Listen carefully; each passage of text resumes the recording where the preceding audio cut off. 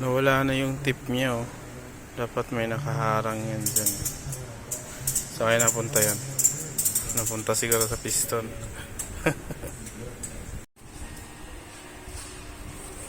Yan ata yung maliliit niya na ano, yung bakal yung tip.